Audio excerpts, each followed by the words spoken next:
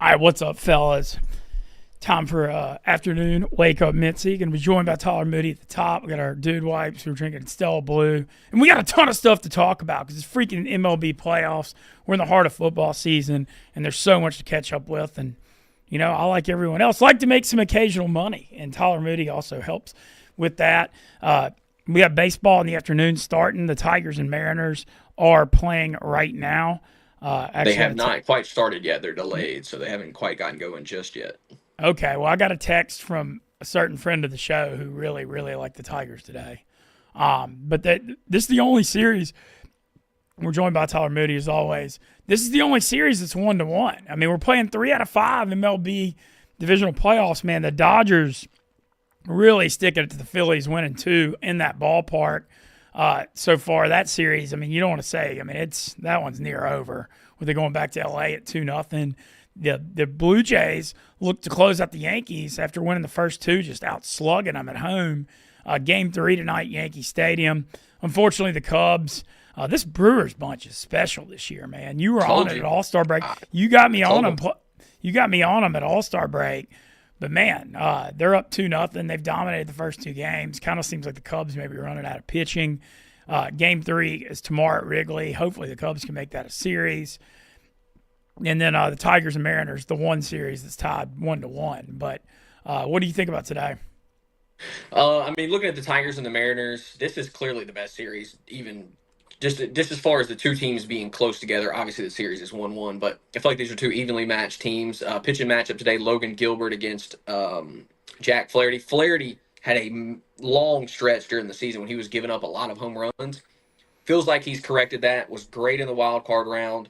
Expect him to be pretty good again today. I was thinking about maybe taking some Mariners to hit home runs in this game because I know Flaherty is prone to that, but I stayed away from it because I just don't know what to expect in this one. If he comes out like he did in the wild card series, I think the Tigers win this game. I'll be honest with you. This is the series I don't really know about. I mean, I think it's I think it's going to be a great game today. Right now, it looks like they're dealing with rain or something. Delayed in the top of the first.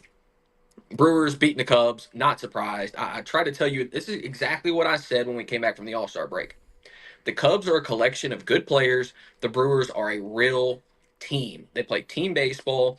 They hit with 2 outs. They hit with 2 strikes, and they put pressure on opposing defenses. And that is literally what has happened so far. The amount of runs, I think they scored all 7 runs yesterday with 2 outs. And their bats are waking up. They're hitting home runs. They got great production from Andrew Vaughn. Maybe one of the biggest, most underrated trades at the trade deadline was the Brewers getting Andrew Vaughn. He has turned his career around in Milwaukee. He's crushing left-handed pitching. Had a huge stretch right after the trade where he just went off for like 3 weeks straight. Great move by the Brewers. I do think they close this out. I just don't know that the Cubs have enough to offer up, but you never know. This is playoff baseball. Love seeing the Yankees get their ass beat. Always brings me great joy. I mean, the Blue Jays look locked in. Vladimir Guerrero looks locked in. Oh, And dude, he crushed that grand slam the other night. yeah, that was a special moment for Toronto fans. And if the Blue Jays are going to make a run, it has to be Vlad Guerrero carrying them. No Bo Bichette. They have to have Vlad step up, and he has done so far. And I'm not really surprised that the Dodgers are up 2-0 on the Phillies. Obviously, I picked the Phillies to win the World Series this year. When I made that prediction, I assumed they would have Zach Wheeler. They don't have Zach Wheeler. That's a huge, huge loss. And I also thought that at some point, and I actually think this is one of the bigger mistakes that a team has made this season. I thought they were going to call up their top prospect, Andrew Painter. I would have gotten him. I mean, look, who am I to say this? But I would have gotten him up at the end of the year, tried to get him a little bit of run, so you could have had his arm in the postseason. That kid has got stuff. I realized he was inconsistent in AAA towards the end of the season, but man, it would be nice for them to have had his right-handed arm in the bullpen in Game 1. Would have been a huge spot to use him because Kirkering struggled down the stretch. So I think that was a huge mistake, and I think you're seeing it kind of play out now where they should have done that. So some good series still potentially. We'll see what happens today and tomorrow. I think the Dodgers close. I think the Blue Jays close. The Cubs might have a chance, but I do like the Brewers still.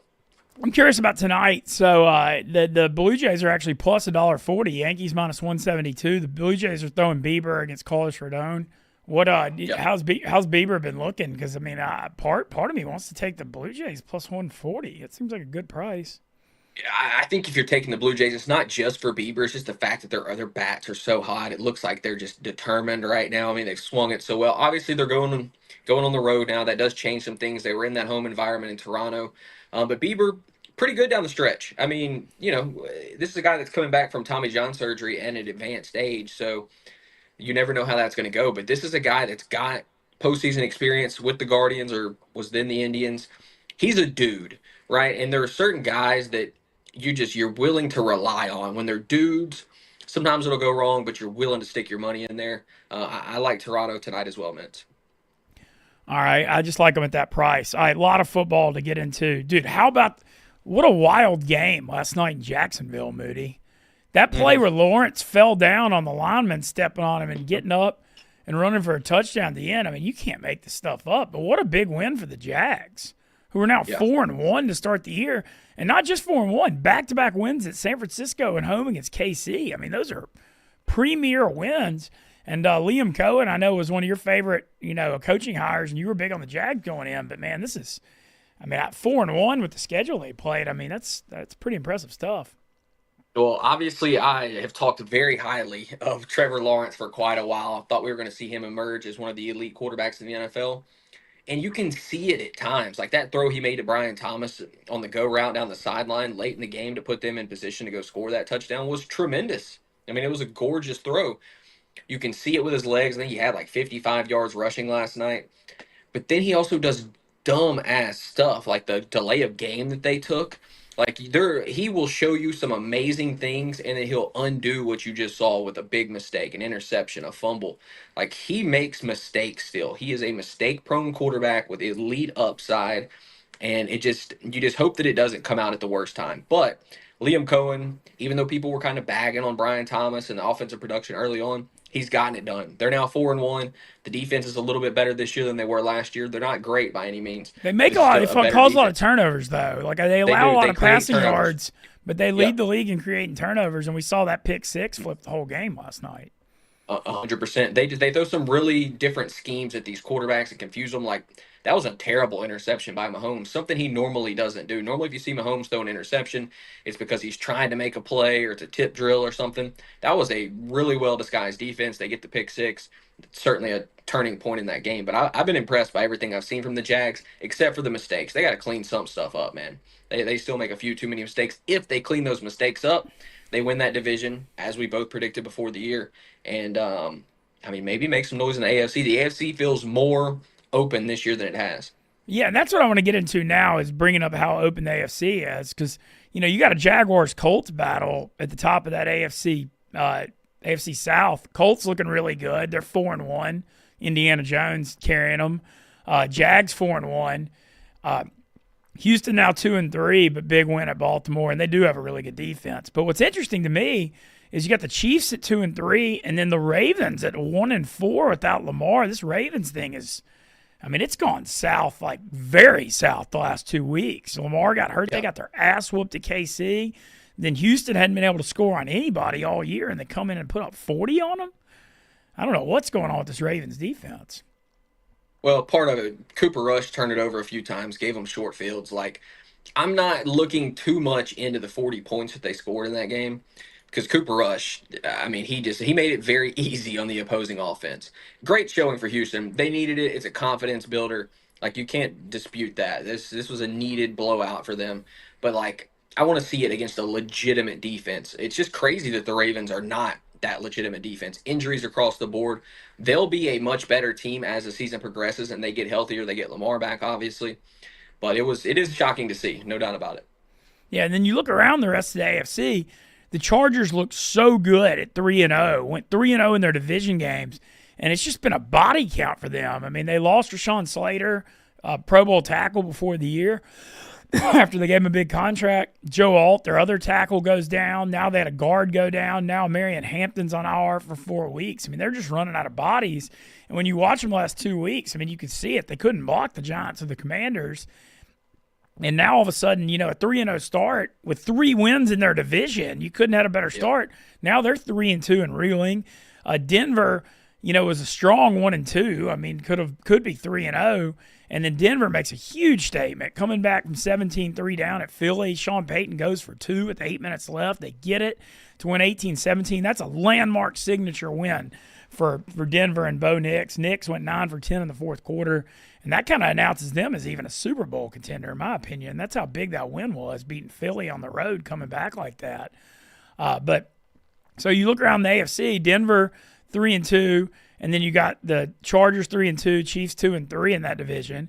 Then you look at the AFC East and New England. What a win for Drake May. He goes 13 of 14 in the second half for 184 yards. Just unbelievable play by him. Knocking off the other NFL undefeated team in Buffalo. Now the Pats, I believe, they're 3-2, and they look like they may be a contender too. But it's weird, like you said, when you think about the AFC, you think I don't think the Patriots are a contender. I don't. Do you think they're a playoff team? Maybe. I think it's a little. I think they've had they beat some bad teams in there. I know they beat Buffalo. I know it was a scrappy ass game. I know Drake May played well. Vrabel is the reason you should be encouraged for them. I don't know yet. I gotta see it to believe it. I need to see them stack up a couple more. It was a great win. I need to see a couple more games against good teams though before I'm willing to buy in on New England. Well, yeah. Well, when you think about the AFC though, you think before the year, you're thinking, Chiefs, Bills, Ravens, then Bengals if Burrow's there, and obviously they're shit without him. I mean, that team is bad. I mean, talk about falling off a cliff. They're 2-3 now, and it's hard to even imagine that they won 2 at this point. They're done. I don't know. It's just wild to see how different. Like if you looked at the AFC play, if the playoffs started, how wild it would be. Colts would be the 1 seed. It's crazy. And like the Colts is a week 1 seed. I know they're playing good football, but they're beating bad teams too. You know what I mean? Like we saw I'm not the biggest believer yet in the Colts. They're taking care of business against the teams that they need to beat. No doubt about it. They're making it look like they are blowing them out. They're making it look good. It's convincing. I don't buy the Colts in the playoffs, especially if they have to go on the road. This is a team that's not going to be the same on the road. They're playing great in that dome. On the road, they're not going to quite be the same team. So I still think Buffalo's probably the best team. I'm not looking too much into that loss primetime game.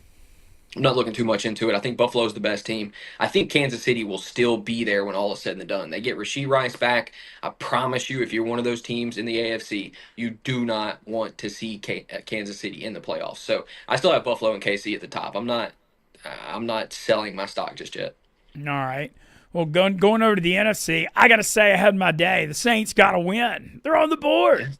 Giants had 5 turnovers and 5 straight possessions, Moody? That was wild Sunday. Wild. But the Saints on the board, so I got to celebrate 1 win this year. Thank God. But looking around the NFC, that Niners-Rams game was, what a game that was Thursday night. Is 1 win, you want the 1 pick, right? Let's be honest with this. Yeah, but I'm at a point right now where I'd rather them be competitive because there's not a quarterback that you're like, hey, I want to, if there was like a unicorn out there, I'd be like, let's tank. But what? You want the 1 pick to take Fernando Mendoza right now? Yeah. The quarterback class has fallen off huge. And so because of that, maybe make a trade, get some extra picks, because this is a team that needs to be revamped across the board, it feels like. I think if you're the Saints, you obviously don't want to go 0-17. That's awful. But if you finished 1-16 and you got the 1 pick, I feel like that's kind of the sweet spot. No, like I said, if there was a quarterback that I was like, hey, there's a surefire 1, that's how I would feel. But since there isn't, and it's a whole new coaching staff and a bunch of young players, I want them to win some games and build some confidence. It's fair. But, it's fair. But we'll see. I wanted to ask you one thing. Do Jacksonville or Indianapolis right now? I know we're trying to turn to the NFC, but Jacksonville or Indianapolis, who are you buying more to either win that division or be a real threat in the playoffs? I think I'd go Jacksonville long term. I know Lawrence is still figuring some stuff out, but to me, winning at San Francisco and beating KC is just so strong. And you do look at Indy so far, and they did get the big win over Denver when crazy ending. They easily could have lost that game.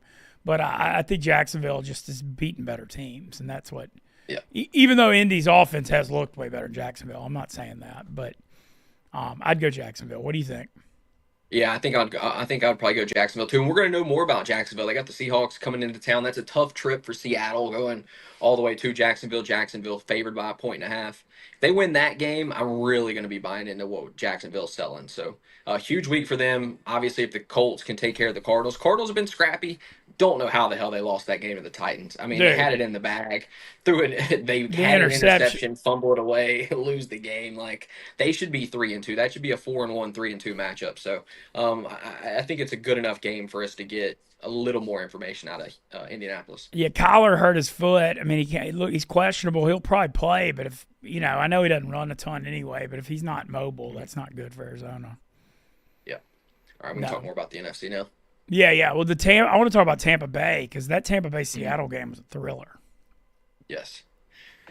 Dude, what a game. Baker Mayfield, what a stud. I mean, Egbuka, obviously great, has made These Baker Ohio that much State better. receivers, dude, it's crazy, dude. It's just every year Uh, there's some first round pick that doesn't bust. I mean, it's like a yeah, no, fact. It's literally, and Jeremiah Smith's coming in the next 2 years too. But it's no, just a factory. they're challenging LSU for wide receiver U, no doubt about it. If you wanted to make the case for either one of them, I wouldn't. For a long time, it was clearly LSU. I think you could put Ohio State right there neck and neck with them, but just Baker, man. Like you can have the best receivers in the world. We're seeing that right now with Cincinnati. You can have the best receivers if your quarterback play is not good. Your team's not going to be good. Baker, the plays that he makes, the way he extends plays, throwing off platform, just having the nuts to even make some of these throws, like the belief in himself. It's really fun to watch. I mean, it's a legitimately good team, and their defense is better than I thought they would be. Obviously, didn't look super great against Seattle, but they've been bet. I thought they were going to be a really bad defense. They're okay, and so I just man Baker, man, he's you could say right now playing the best of any quarterback in the NFL. Yeah, I mean, last week no Bucky Irving, no Mike Evans, still scoring Yep. 38 points on the road against Seattle, who has a defense. It's not like hmm Seattle's bad on D. They've been good on D all year. Yep. I mean, that was so impressive to me, and you got to just give them a ton of credit. And then the Commanders finally looking, getting Jaden back, but I thought that, and a lot of it had to do with the fact that the Chargers can't block anyone right now, but that's still a big win for them on the road. And obviously getting Jaden back just does so much. We saw Krosky Merritt go over 100, 2 touchdowns. Having Jaden opens up that running game, and hopefully McLaurin will come back healthy at some point because I know he's been banged up and get that passing game going. But that was super encouraging for them too. So I don't know. I Yeah. will I say mean, they feel like. Go ahead. they feel like what? They feel like a playoff team again. Like early on, you're like maybe last year was kind of just a one and done type thing. They feel like a playoff game again. That was a great win over the Chargers with Jaden out there once they get McLaurin back, and especially Ja'Cory Krosky Merritt. This kid's vision is elite. I mean, he's good, man. So that gives them a legitimate running game. I feel like moving forward, that's going to make it that much easier on Jaden, especially if you get into the playoffs. So they feel like a playoff team once again. I was worried about them. I think they beat the Bears this week and get to 4-2, and that kind of puts some pressure on Philly. Now, look, they win this week. I don't know when they play Philadelphia, but if they're in a position to be a game or two back, and they can really apply pressure to Philly, maybe they could win the division. Maybe. Yeah, no, I mean Philly. It's interesting. They're 4-1, but they've been playing with fire in a lot of close games. And like even though Yeah. they're 4-1 and have a lot of big wins, they haven't like looked necessarily the best doing it. Like it hasn't looked like the hmm juggernaut we saw at the end of last year necessarily. So some big injuries we're dealing with. Some fantasy football talk. To Samarian Hampton thing's tough, man. Yeah, it's one of the bigger losses of the season, especially for a team that already lost Najee Harris. And I mean, Hampton just looks so good. Like you said, the Chargers look so good. They're losing offensive linemen left and right. Now they've lost both their running backs. They're gonna have to turn to Hassan Haskins. It's it's kind of dire there right now. Vlad McConkey has to step up. Fortunately for the Chargers, you go to Miami, who has not looked very good the first few weeks.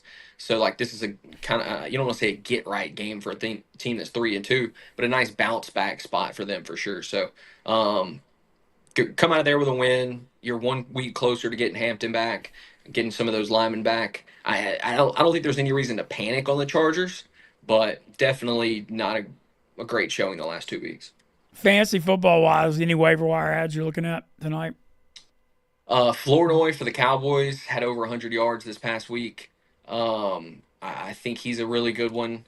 Um, There's one other one that I was looking at. I'm forgetting now. But Flournoy is probably my top target. As long as CD Lamb is out, the Cowboys have sung this dude's praises for the last few weeks. It showed up in the stat sheet this week. So Flournoy is the top of my list this week for sure. And then obviously, look, if you lost Omarion Hampton and Hassan Haskins is available, have to go get him. Spend the waiver wire money, whatever it takes to get him. Make it happen. Yeah. All right. Well, I know fantasy teams getting ravaged by injuries. I know it's part of the deal, but God, it's always Chadwick Moss saying Broncos, what a comeback! Eagles were 20-1 from last season. Yeah, Eagles were 20-1. I mean, the Eagles have been just killing everybody. Is that the best win of the season by a team so far? The Broncos handing the Eagles their first loss, especially down 17-3 on the road. Yeah, I feel like that's the best win we've seen for any team so far this season. Yeah, the New England win at Buffalo was big too. It's true. I mean, just going on the road, beating your division arch rival on their home field on Sunday night, like especially with how bad they've been the last few years. But I mean, to me, those are the two biggest I can think of. Yeah, I would agree with that. I would probably settle for Denver just because the Eagles are reigning champs. Like he said, 20-1 in their last 21. So hell of a showing from the Broncos. Gotta look. We're big Sean Payton believers over here. You gotta love the direction this team's going. Oh yeah, no doubt about it, man. It's they're headed the right way and starting to look ahead. Big week ahead, and then also a couple college football things I wanted to touch on. The Miami Hurricane return, Moody. Mm-hmm. Their return. I mean, because they won that game 28-22, but it wasn't that close. They were up huge the whole game, and Florida State just scored some late to make it look respectable. But, man, they've looked dominant. They got a good offensive and defensive line. Carson Beck is back to the first-round pick quarterback people thought he was going to be 2 years ago before all hell broke loose at Georgia last year. And they look to be top three, very legitimate. They got a hammerlock on that ACC right now. And then the other big one, man, the Arch Manning thing. I mean, you got to talk about it. I mean, I know it's because his last name's Manning, but, this Texas thing's headed south. You see why he wasn't starting over, everybody, including me, was asking why he wasn't playing over Quinn Ewers last year. Well, I think it's pretty apparent.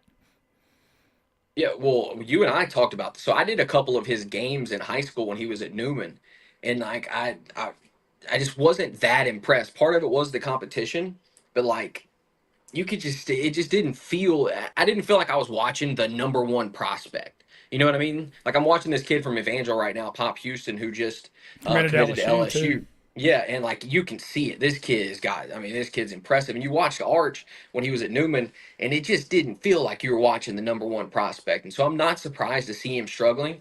Wouldn't be surprised either if he gets it going and figures himself out because he's got that pedigree and stuff. But it just feels like it's going to take longer, man. They've put such expectations on this poor kid, and he's shrinking under that pressure. There's no doubt. He misses too many easy throws, too.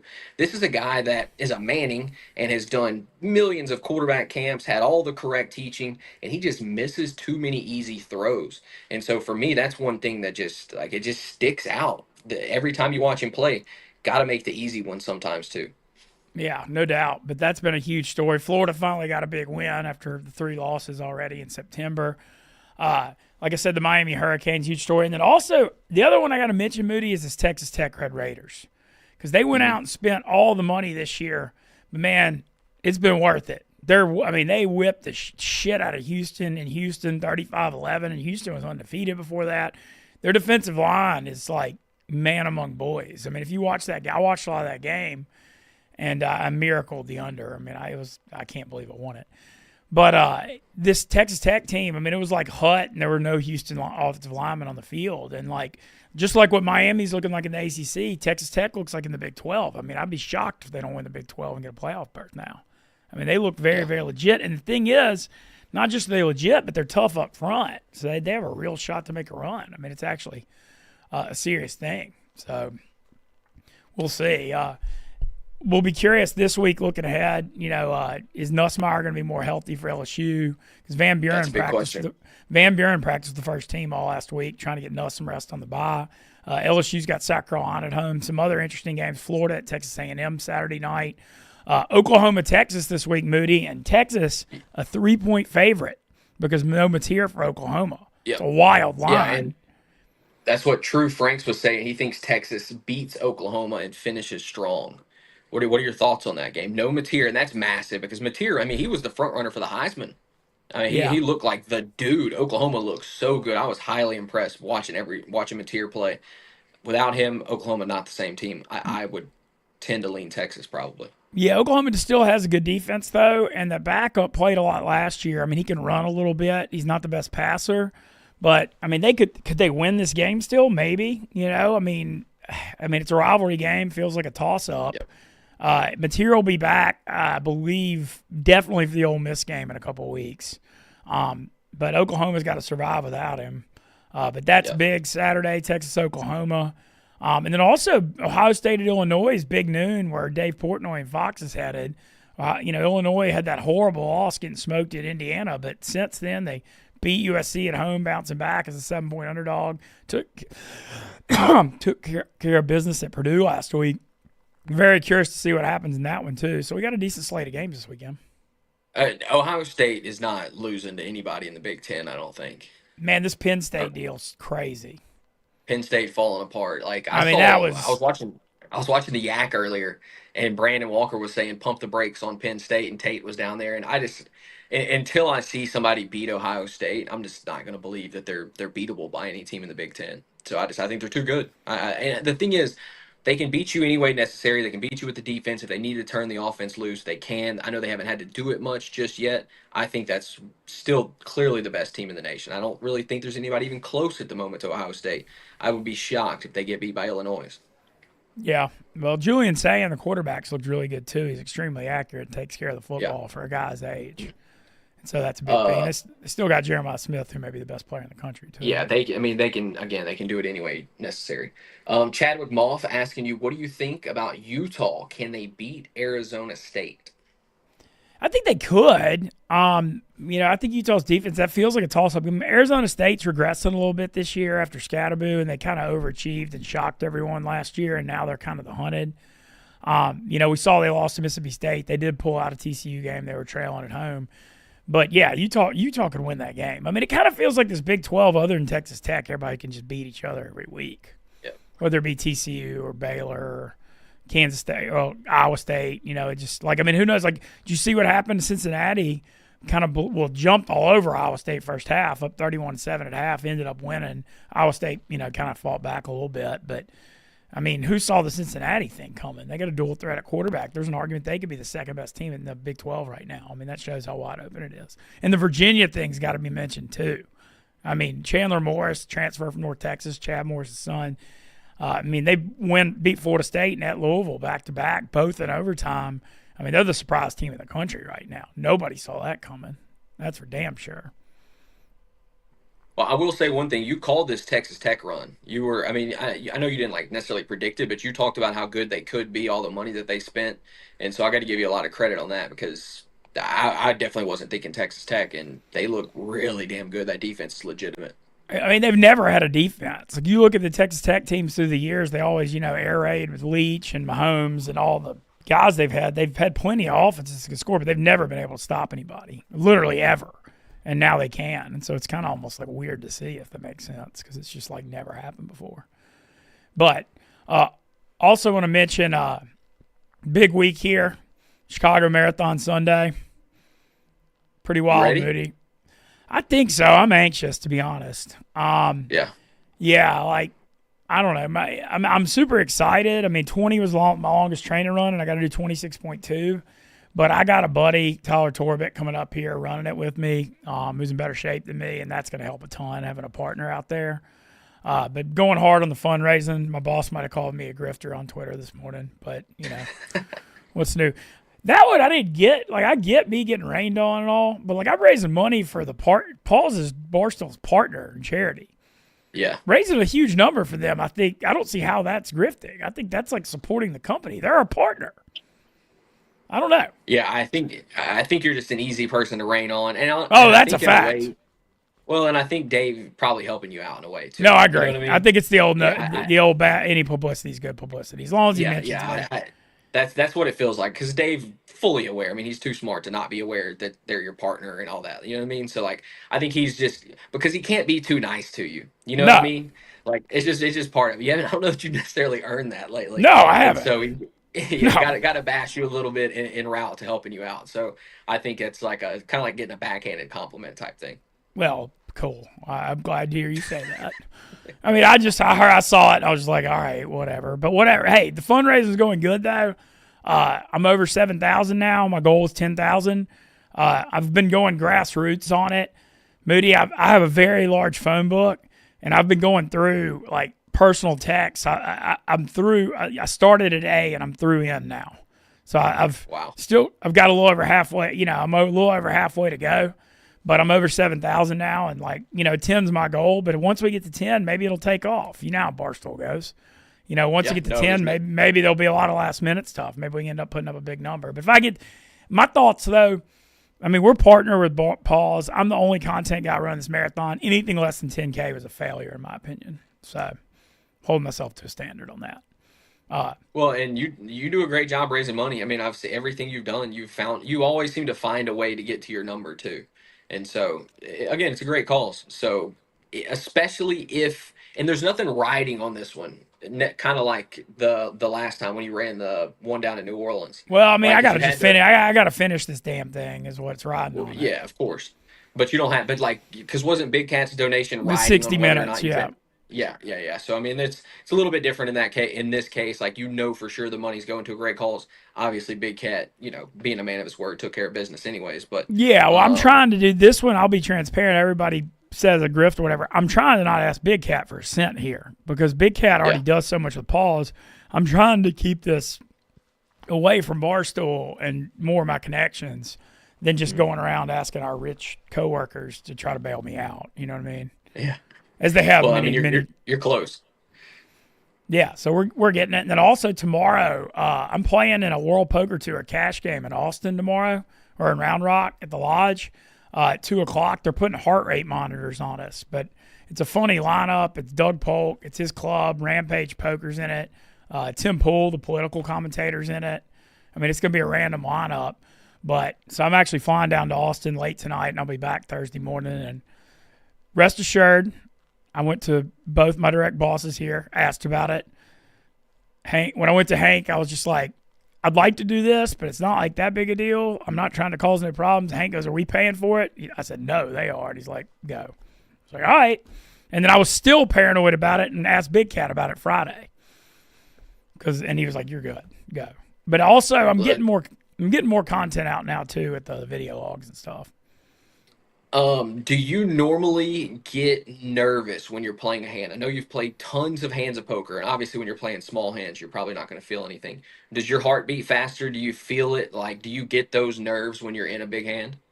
Not usually, but like if it's like World Series Main a little bit, but I think Yeah. tomorrow I might with the heart rate monitor and like a big cash game for WPT and a lot of people watching. And I'm not as much of a cash game player, so I think tomorrow is gonna be, it's maybe a little out of my comfort zone, and so that might make me a little bit different. But I'm just Do gonna you go in there and see what happens. I got 5K in my backers money. It's the buy-in's 1K to 5K, and glad I have people that believe in me. Hopefully, we'll make it pay off one day.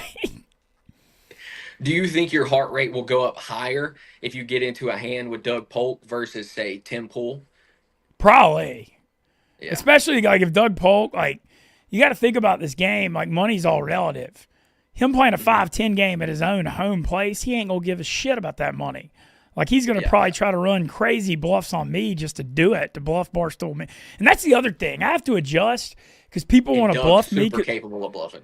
Oh God, yeah. Yeah. So I don't know what's gonna happen, but I'm excited to play. And then I'm gonna go see my dude Evan Leroy or Leroy and Lewis that just got a Michelin star, his barbecue place, and get a Viva La Food video in the morning for lunch. And then I'm gonna play the game, and then I got a Thursday morning flight, and I'll be back in the office Thursday afternoon. So quick trip, but excited. Are they on the Texas Monthly or Oh the yeah, top they're on 50? the Texas. Oh yeah, dude. Oh yeah, he's on the Texas. They were like number 5 in the last one. Um, yeah, and then they also have got, or people think they have the best burger in Texas now, and people like to eat a lot of burgers in Texas.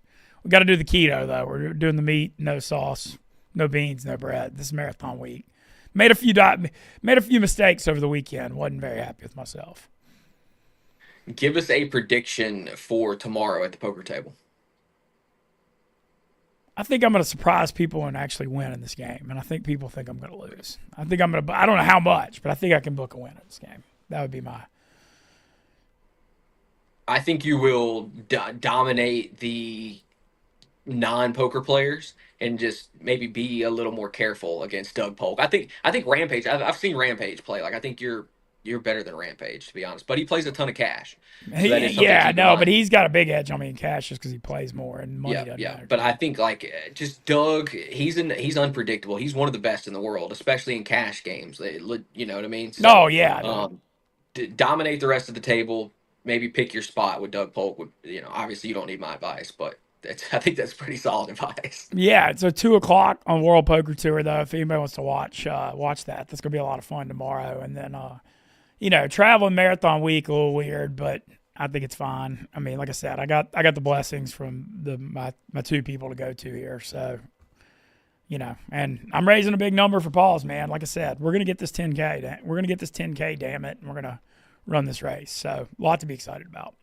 Are you running this week in preparation? Like I know I you're not going to did go run 20 miles, but I what's the did game five plan for the point rest of this week? I did 5.4 yesterday, which is a little longer than you're supposed to do marathon week, but I did it on purpose because I made a couple diet mistakes over the weekend and I could feel it in me, and so I was like, screw this. But rest of the week, I mean, maybe some 2-3 milers. I'm taking it real easy the rest of the week. I'm a little, I wouldn't say worried, but my right lower back got a little tight like at the end of that run yesterday, and that was only 5. I mean, I got a Theragun, I'm running on it, and I'm stretching like crazy, but I'm worried that's going to flare up during this race. And so, I'm going to take it real easy to rest this week because of that. Should you get a pre-race massage, like not on the day of, but maybe this week? Like I don't know. This is Maybe not my Friday. territory, No, right? no, I'm probably going to Yeah. do it. I just need to make sure, like, I'm worried about that right lower back. But I've got that Theragun. I bought one. And so I'm running that a lot. And I'm going to stick somebody with a Theragun out on like mile 18 in case it flares up. That's good. That's good game plan right there. To be honest with you. Yeah. But we're going to do this damn thing. I mean, God, I can't even imagine what mile 21, because I've never run more than 20. Those last 6 are going to be, whew, God, that's going to be tough. But I'm going to do it. I'm going to do it. What's And the they're going to have, what's the target time again? 2.5. oh, dude, marathon's like 5. 2.5 would be a Oh, okay. I half. don't know why I was thinking. I mean, Okay, no, okay. my target time, like, I would like to do under 5 hours, but I don't want to say if I run under 5, it's a failure. I need to run under 5:25 because that's what White Sox Dave ran. You can do that. You can beat White Sox, Dave. I believe in you. Yeah, so we'll see. But yeah, but donate, and we're crowdsourcing donations, even if it's $5-10. It helps, it's going to Paul's great cause, and we're gonna try to raise some serious money. And shout out Chad McMoth, always rocking for our chat. Appreciate it. Yeah. Chadwick just said, "Don't lay down pocket kings with no aces on the board." Yeah, heads up. Yeah, Heads up, especially against an amateur player. To this day, one of the worst laydowns I've ever seen. I that mean, was really, crazy. you hate to bag on Nate, but like Jesus Christ, brother, have you never played the game before? I think what's annoying about it is that he claims to be a poker player, and then you make that play. You know what I mean? Like that's just there's nobody that's ever played poker and actually knows what they're doing that's gonna make that damn play, bro. It's No, crazy. that was crazy. But we'll be back on Thursday with full NFL, more Major League Baseball talk, full NFL breakdown, make some gambling picks, and try to make some money on DraftKings. Uh, Shout out Stella Blue and Dude Wipes and Tyler Moody, my dude, man. We've been rocking for freaking 10 years here, man. Hell yeah. And George Springer home run tonight. I think I'm going to jump on that. All Lefty right, Carlos Springer Rodon Dinger. on the mound. Yeah, I think I'm going Springer Dinger, a dude that's had some moments in the postseason in the past. Let Realized me he was a little see. beat up down Let's the put stretch. together. Let's get on the old DraftKings here before we get off because I'm gonna log in because Okay. if you like a Springer Dinger Blue Jays parlay could be something here. And they Yeah, got the I would, 25. I would certainly think so. Let me see. I know they got the boosts on all the playoff games. Let's see, but it's on a 4 leg. That's tough. Like if you were gonna do a 4-legger with a 25% boost in that game, 4 legs is a lot for baseball. That's tough. Yeah, it is. Springer in his career, 5 for 26, 2 home runs against Carlos Rodon. Vladimir Guerrero, 10 for 17 with a home run against Carlos Rodon. Good God. Interesting. I mean, that's 588. Nope. I will say one thing here. Nobody outside of Springer and Vlad have very good numbers against Rodon. So that is Okay. something to keep in mind here. Alejandro Kirk has been hot. He hits 273. That's not bad. The rest of this lineup all hit around 200 against Rodon. So let me see something real quick on the other side. Judge, 1 for 13 career against Shane Bieber. Stanton, 3 for 15 with 1 home run. Everyone else in this Yankees lineup, 0 for against Bieber in their career. They've only faced him, it looks like, 2 games. But this Yankees lineup, so you're going to have Trent Grisham, Ben Rice, and Austin Wells, who have never seen him before. And then everybody else on the team combined has 4 hits in their career against him. Those are some pretty interesting numbers going into tonight. Small sample Wow. size, but interesting. Very interesting. All right. Well, I'm probably going to take Toronto, and I'll ride whatever Moody posts on Twitter. And Yeah. we'll be back Thursday, 4 o'clock. Check out the WPT Cash Game tomorrow. Oh, shout out Barstool After Dark. Chicago guys doing it tonight. They got to make 9 cornholes in a row to get out of there, Moody. That's pretty damn tough, huh? Yeah, they got a 5-hour time limit on it. So if it goes to 5 hours, it's like the most done in a row. It's cornhole versus skee ball. So should be interesting. They always do a good job. Next week's is very interesting. I'm a part of next week's, but I don't want to spoil it yet. But the next week one's going to be crazy.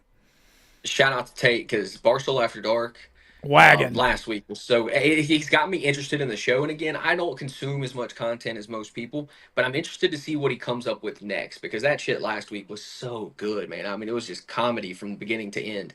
So I'm congratulations to them on putting something good together there. Yeah, I appreciate that. The last week one, I love getting to be a part of it. All right, well, sounds good. We'll be back on Thursday at 4. Yeah, donate to my fundraising link if y'all don't mind. Let's get hot.